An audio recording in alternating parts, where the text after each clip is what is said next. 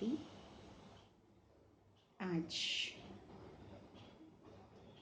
30/9/2020 के साकार बाबा के महावाक्य है। मीठे बच्चे, सबसे पहले यही ख्याल करो कि मुझ आत्मा पर जो कट चढ़ी हुई है वह कैसे उतरे। सुई पर जब कट जंग होगी तब तक चुंबक खींच नहीं सकता।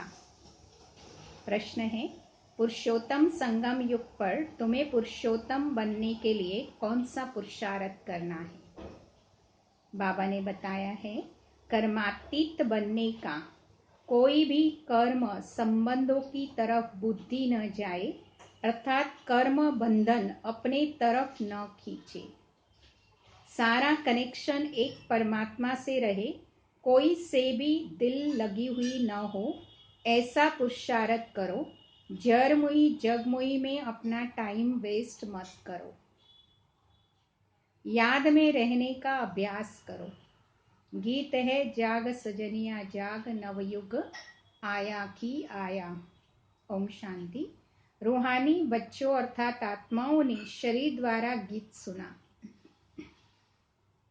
क्योंकि बाप अभी बच्चों को आत्म अभिमानी बना रहे हैं।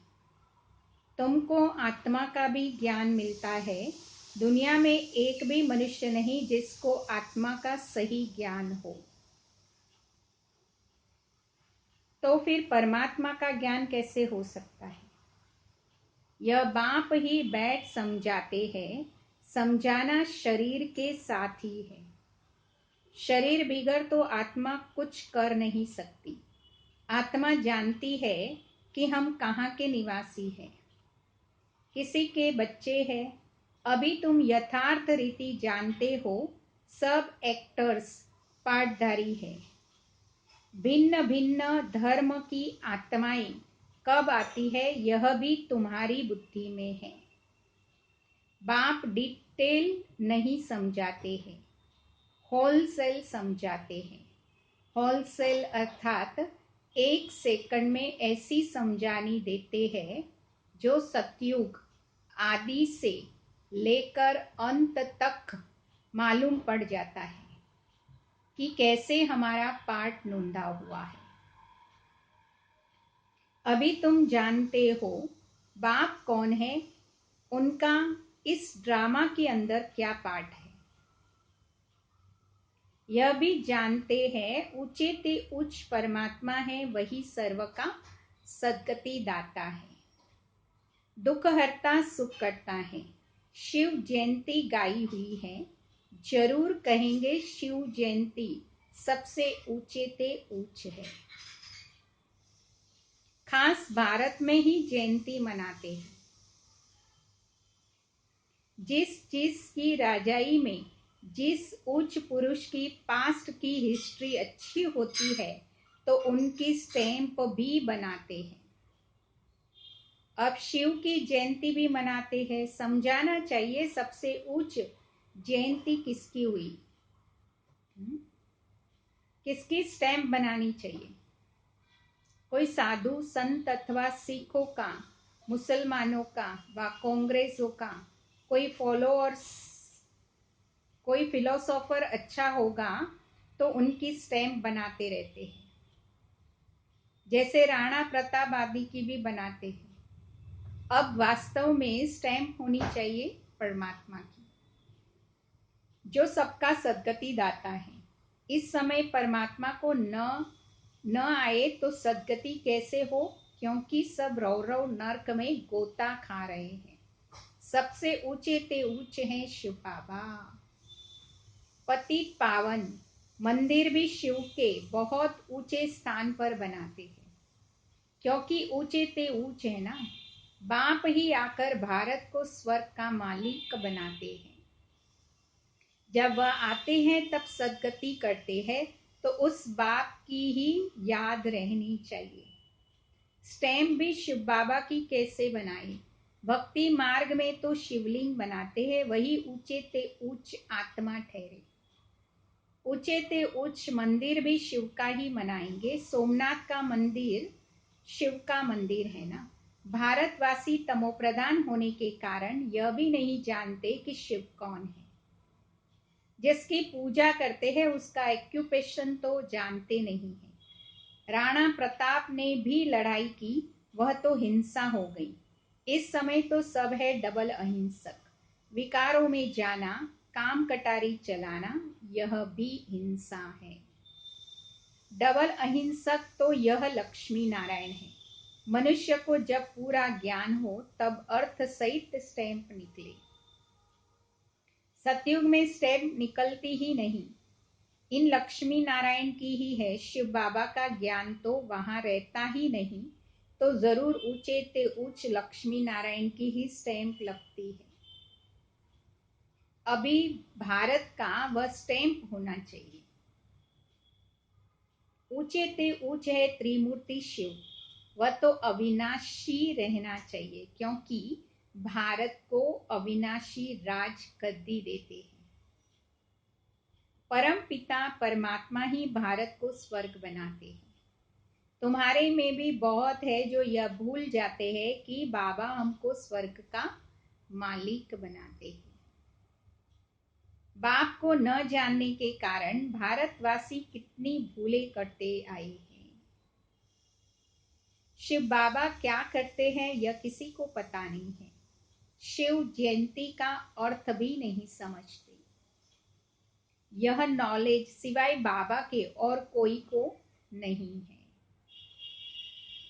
अभी तुम बच्चों को बाप समझाते हैं, तुम औरों पर भी रहम करो और साथ साथ अपने ऊपर भी आपे ही रहम करो।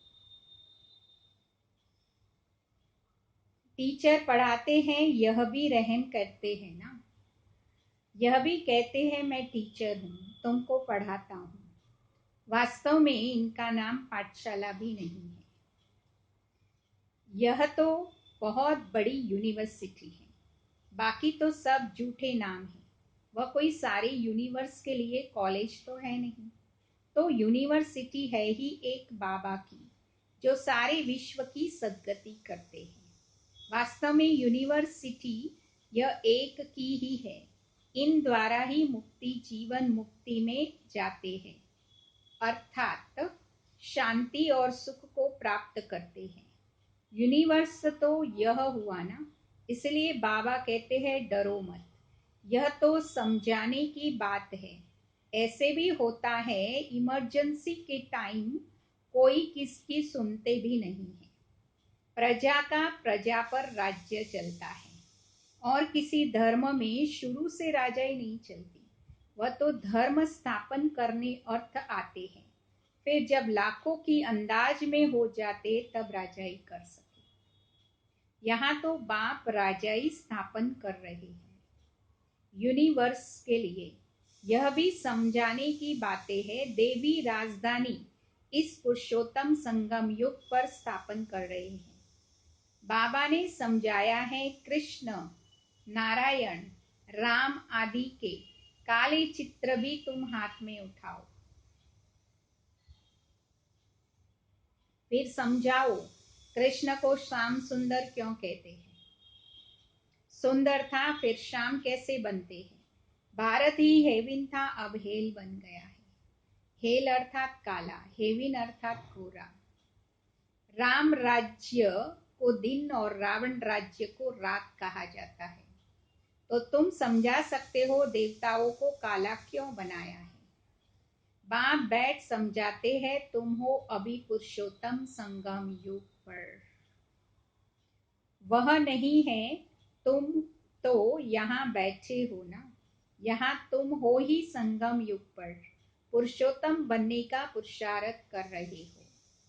विकारी पतित मनुष्यों से तुम्हारा कोई कनेक्शन नहीं है। हाँ, अभी कर्मातीत अवस्था नहीं हुई है, इसलिए कर्म संबंधों से भी दिल लग जाती है। कर्मातीत बनना उसके लिए चाहिए, बाबा कहते हैं, याद की यात्रा। बाबा समझाते हैं तुम आत्मा हो, तुम्हारा परमात्मा बाबा के साथ कितना लव होना चाहिए। अहो, बाबा हमको पढ़ाते हैं, वह उमंग कोई में रहता नहीं है। माया घड़ी घड़ी दे अभिमान में ला देती है, जबकि समझते हो शिव बाबा हम आत्माओं से बात कर रहे हैं, तो वह कशिश, वह खुशी रहनी चाहिए ना। जिस सुई पर जरा भी जंक नहीं होगी, वह चुंबक के आगे तुम रखेंगे तो फट से चटक जाएगी। थोड़ी भी कट होगी तो चटकेगी नहीं, कशिश नहीं होगी। जहां से नहीं होगी फिर उस तरफ से चुंबक खींचेंगे।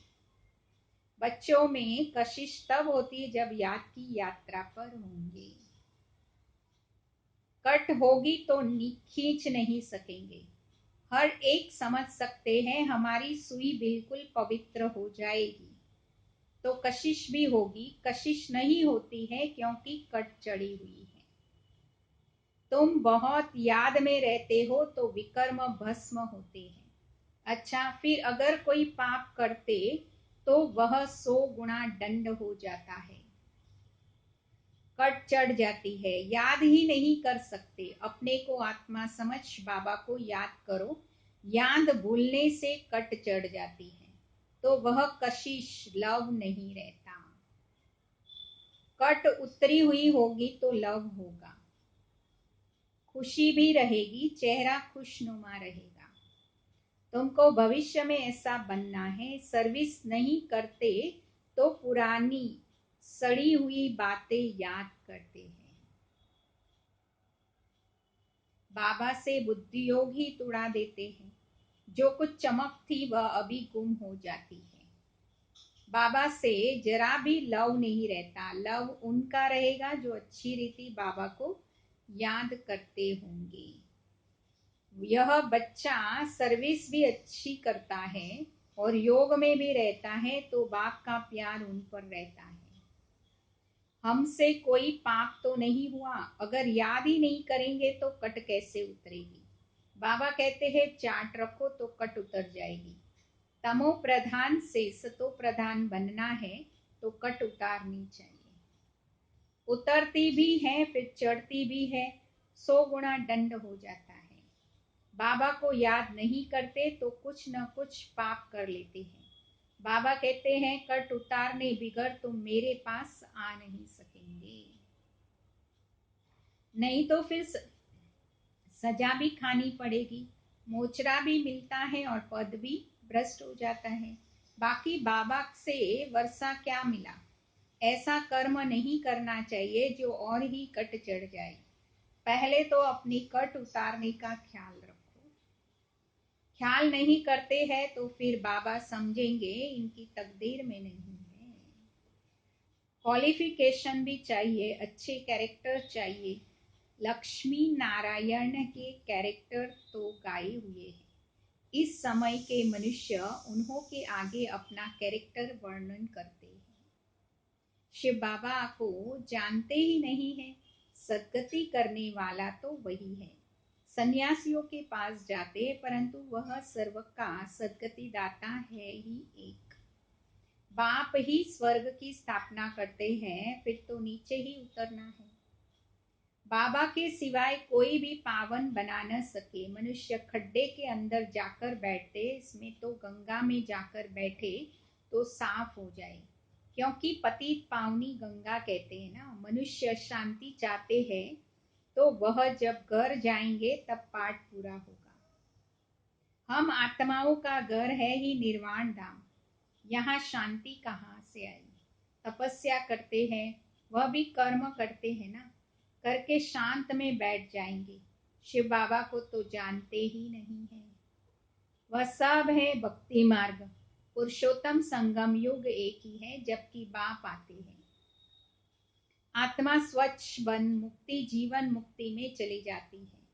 जो मेहनत करेंगे वह राज्य करेंगे, बाकी जो मेहनत ही नहीं करेंगे वह सजाएं खाएंगे।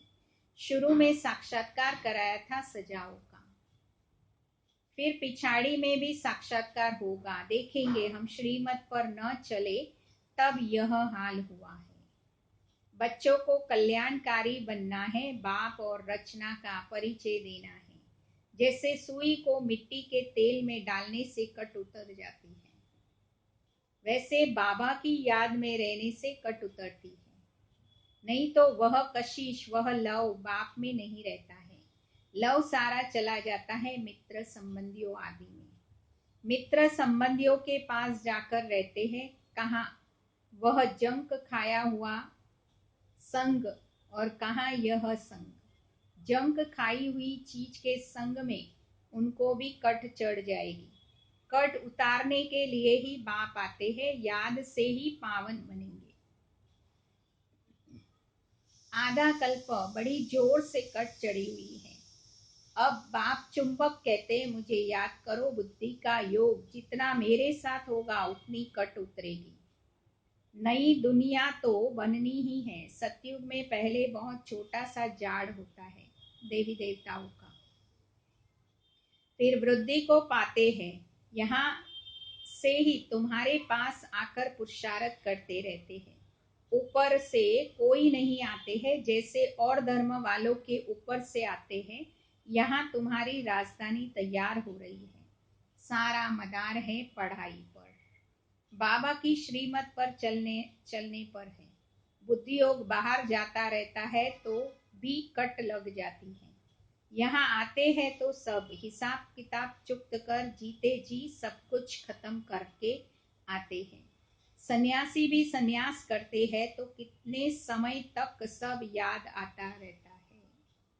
तुम बच्चे जानते हो अभी हमको सतो प्रधान अर्थात सत का संग मिला है। हम अपने बाप की याद में रहते हैं। मित्र संबंधियों आदि को जानते तो है ना। गृहस्थ व्यवहार में रहते कर्म करते बाबा को याद करना है, पवित्र बनना है, औरों को भी यह सिखाना है। फिर तकदीर में होगा तो चल पड़ेंगे।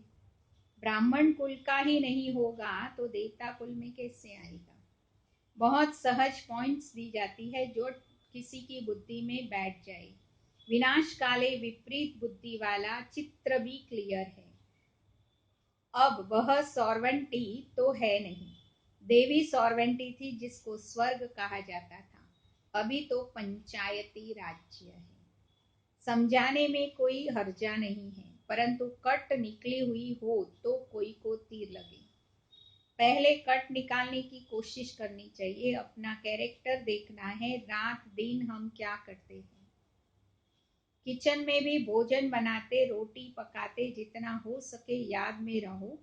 घूमने जाते हो तो भी याद में। बाप सबकी अवस्था को जानते हैं ना। जरमुई जगमुई करते हैं तो फिर कट और ही चढ़ जाती है। पर चिंतन की कोई बात नहीं सुनो। अच्छा, मीठे मीठे सिकिल दे बच्चों प्रति माता पिता बाप दादा का याद प्यार और गुड मॉर्निंग।